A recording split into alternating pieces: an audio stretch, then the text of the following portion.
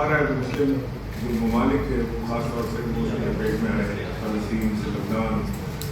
اور ایک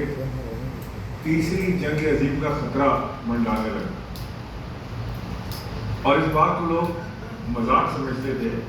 پاکستان میں بھی اور دنیا بھر میں بھی، کہ پاکستان جیسا ملک اتنے بڑے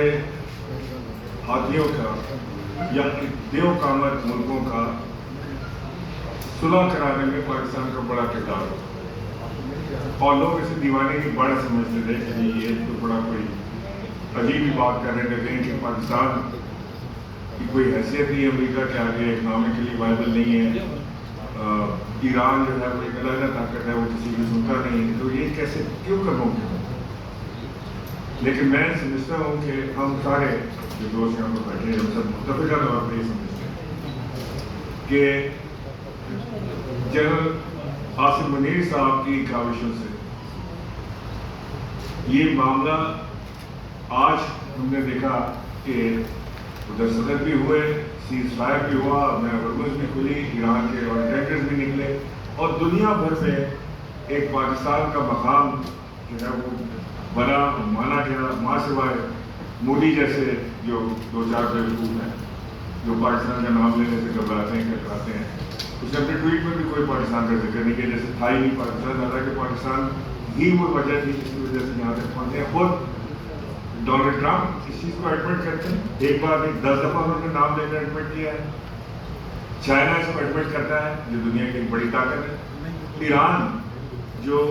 اس کے اندر ایک بہت بڑا حریف تھا اس ساری جنگ کے اندر، وہ خود اس چیز کو ایڈمٹ کرتا ہے کہ پاکستان کی کاوشوں کی وجہ سے یہ یہاں تک معاملات پہنچے ہیں۔ ایران میں جو سیلیبریشن ہوئی اس کے اندر پاکستانی جھنڈوں کو اٹھا کے چوما گیا، ان کو لہرایا گیا، اور دنیا نے مانا کہ پاکستان نے ایک سازش کا کردار ادا کیا ہے، اس سے بہت بڑا مسلم امت کا نقصان جو ہو سکتا تھا ممکنہ طور پر، ساری مسلم امت جنگ کے اندر گھسیٹی جا سکتی تھی، ایک آگ خون کا دریا ہو سکتا تھا، خدا نہ خواستہ جانوں کا ضیاع ہو سکتا تھا، اسے روکا گیا۔ اور اگین میں کہنا چاہوں گا کہ یہ جنرل عاصم منیر کی کاوشوں سے ہمارے ان کے ساتھ کوئی ظاہر کی دشمنی تو نہیں ہے، لیکن کوئی سیاسی اختلافات ہو سکتا ہے، نظریاتی اختلافات کوئی رکھ سکتا ہے، کوئی اپنا نظریہ علیحدہ رکھ سکتا ہے، لیکن یہ پاکستان کی بات ہے،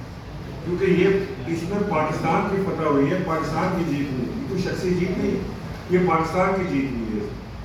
اور اگر کسی شخص نے کردار ادا کیا تو میں نے آپ کو بتایا کہ ہماری نظر میں وہ صرف اور صرف جنرل عاصم منیر ہے۔ اب وزیر اعظم شہباز شریف صاحب ظاہر ہے کہ وہ جس طرح بھی وزیر اعظم بنے فارم 47 کے ذریعے بنے یا جس طرح بھی جو ممکن ہوا بن گئے، تو لائم لائٹ ان کے حصے پہ بھی آئے، اور وہاں کوئی بھی بیٹھا ہوتا، آپ میں سے کوئی بیٹھا ہوتا، ہم میں سے فارم 47 میں تو کوئی بھی بیٹھ سکتا ہے نا بھیا، ہم میں سے تو وہ کوئی بھی بیٹھا ہوتا تو وہ بھی یہی لائم لائٹ انجوائے کر رہا تھا، بٹ حقیقتاً ان کا کردار اس کے اندر نہیں رہا۔ سو میں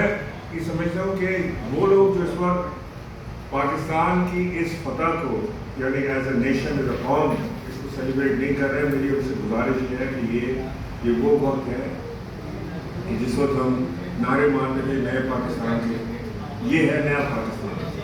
جس وقت نعرے مارتے تھے تبدیلی کی، یہ ہے تبدیلی، ہم کہتے تھے نا، ہمارا خواب تھا ایک ویژن تھا، آج بھی کہ پاکستان میں ایسا وقت آئے گا کہ دنیا پاکستان کی طرف دیکھے گی، لوگ نوکریاں ڈھونڈنے پاکستان آئیں گے، ہرے پاسپورٹ کی عزت ہوگی، تو آج ہو رہی ہے نا بھائی۔ تو میں یہ سمجھتا ہوں کہ یہ ایک بڑا زبردست ایک ہمارے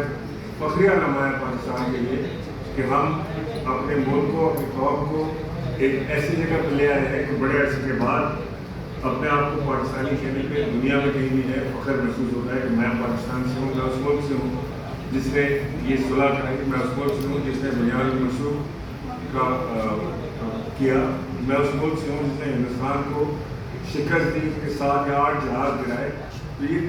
طے در پہ یہ چیزیں ہوتی چلی گئیں جن کو میں سمجھتا ہوں کہ ہماری نیشن کو سیلیبریٹ کرنا چاہیے، اور کسی جماعت سے ہو، جماعت اسلامی سے ہو، وہ JUI سے ہو، PTI سے ہو، پیپلز پارٹی سے ہو، PMLN سے ہو، اپنے اپنے جو اختلافات ہیں، نظریاتی اختلافات ہوں، سیاسی اختلافات ہوں، ایک طرف رکھیں، اس چیز کو ہمیں ضرور سیلیبریٹ کرنا چاہیے۔ تو ایک تو میں یہ قوم کو مبارکباد بھی دینا چاہتا ہوں آپ کی کیمروں کی مدد سے، آپ کی میڈیا کی مدد سے، اور وہی درخواست یہ بھی تھی کہ جب ہم کسی اچیومنٹ پر پہنچتے ہیں، مناسب قوم ہم ایک اچیومنٹ پر پہنچتے ہیں تو ہمیں اسے ایک قوم کی طرح، ایک نیشن کی طرح سیلیبریٹ بھی کرنا چاہیے. تو ایک چیز تو یہ تھی. دوسرا یہ تھا کہ جو ہماری جو اس وقت موجودہ حکومت ہے، میرا تو یہ خیال ہے کہ شاید یہ ان کا تو ابھی جو کہتے ہیں نا وقت ہوا چاہتا ہے، تو وقت ہوا چاہتا ہے جو ہے وہ کچھ نظر آنے لگا ہے. یہ میری اپنی رائے ہے، ہماری اپنی رائے ہے، ممکن ہے غلط، کیونکہ یہ آج تک یہ اب اکانومی کی بات چل رہی ہے. میں صرف پریفیس آپ کو کہہ دوں کہ آج تک یہ 5 بجٹ انہوں نے دے دیے. چھٹا بجٹ تو کسی منتخب حکومت نے دیا نہیں تھا، یہ منتخب تو نہیں ہے، لیکن اینی وے چھٹا بجٹ کسی حکومت نے دیا نہیں، کسی حکومت نے دیکھا نہیں چھٹا بجٹ، اور یہ 5 بجٹ ان کے ہو گئے. اب یہاں سے کیا زوال شروع ہوگا یا عروج شروع ہوگا؟